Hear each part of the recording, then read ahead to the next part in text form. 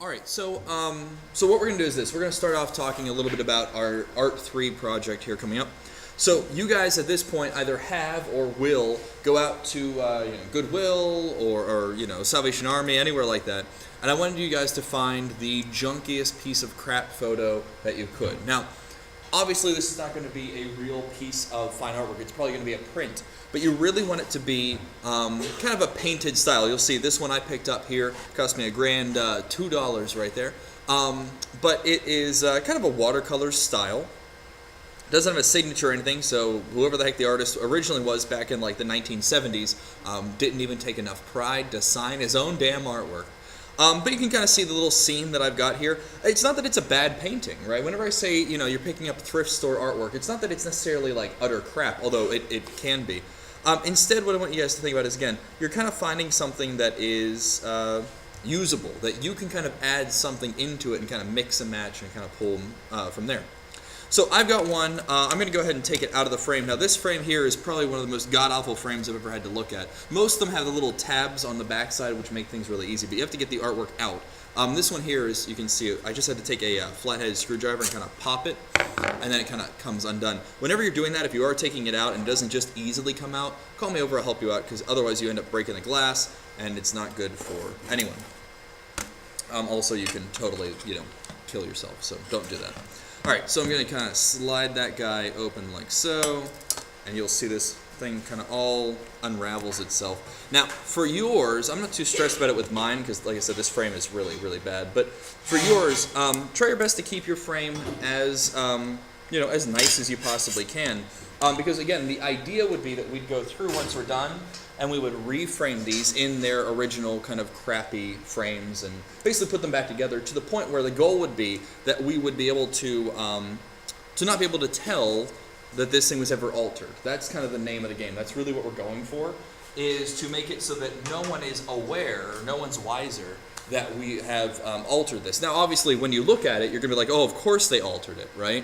But that's kind of the fun of the game. So I've got my piece, and just to emphasize how incredibly bad this is, that's not mat board, that's just printed that way. There you go, see it there. Yep, that's just printed. There's nothing underneath. And you'll see underneath here, usually there's stacks of crap. Sometimes you'll want to check it, there could be like cash in here or something. No, there's no cash. Okay, alright, so there goes my early retirement. So, looking at my artwork. Right? Now again, like I said, it's just some junky old print. There's not even any mark on it. It's just plain. What we're going to want to do is go through here, and I want to start kind of brainstorming. Now, for me, I've already, whenever I picked up this piece, my brain already kind of went into overdrive, and it's like, okay, well, what could I do with it? So I went through and I had already kind of thumbnailed up a couple ideas. You're definitely want to go ahead, and really kind of spend your time thinking, okay, I've got, let's see, I've got a building kind of over here. I've got kind of a boat looking thing. What could I do to this picture, right? And you're going to go through and kind of thumbnail up your ideas and get them to the point where you kind of have a general heading, right? So for mine, I like to incorporate like some bad movies because that's what I'm into, right? So what I want to do is I want to incorporate, I like this little fishing village, and when I think of a bad movie or kind of an old B-movie kind of picture that involves fishing villages, I think of Godzilla. That's kind of where my brain goes. So what I want to do is this. I'm going to go through, I'm going to get rid of the background, all these trees back here. I'm going to get rid of those. I'm going to put in kind of a flatter, more Japanese kind of landscape, maybe put like Mount Fuji back here.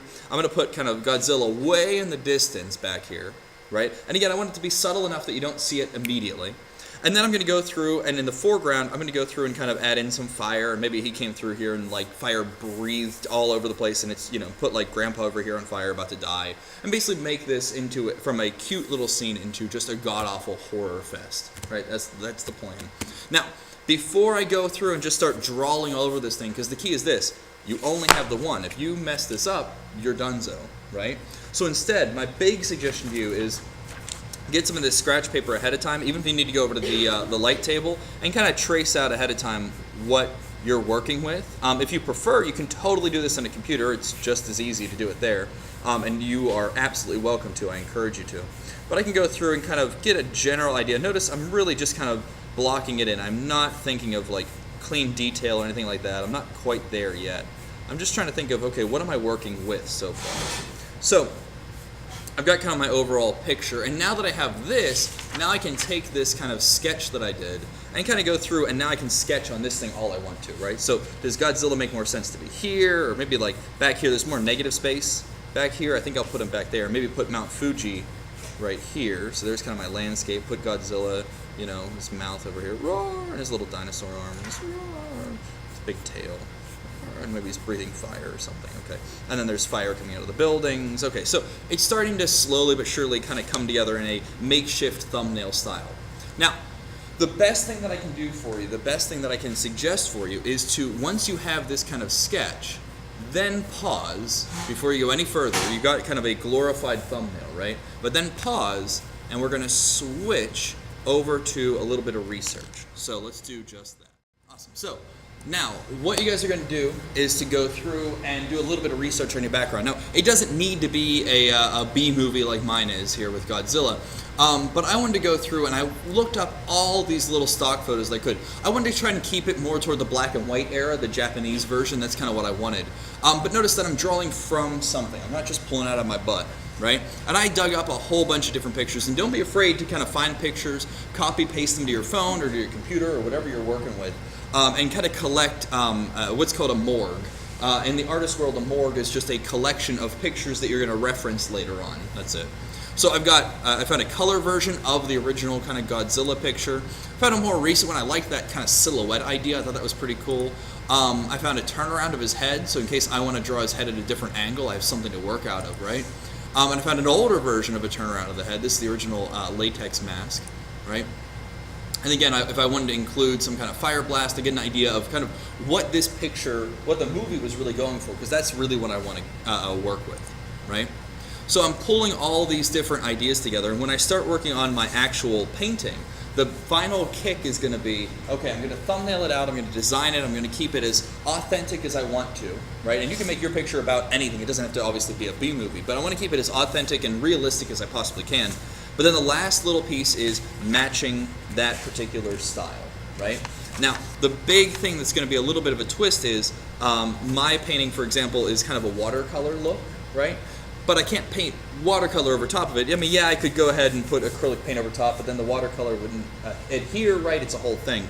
Yeah, I could go through an X-Acto, blade everything out, and put watercolor paper behind it, but it's never going to work out well. So I'm going to use acrylic paint on top of this, but I want to match that style to the best of my ability. So maybe I water down my acrylic paint, and I kind of try to match that style to the best of my ability. As you're doing that, please, please, please, grab some scratch paper and practice it ahead of time. Because again, you've only got the one shot, and if you jack it up, what are you going to do, right? But again, subtlety is the key. Subtlety is the key. So there's that.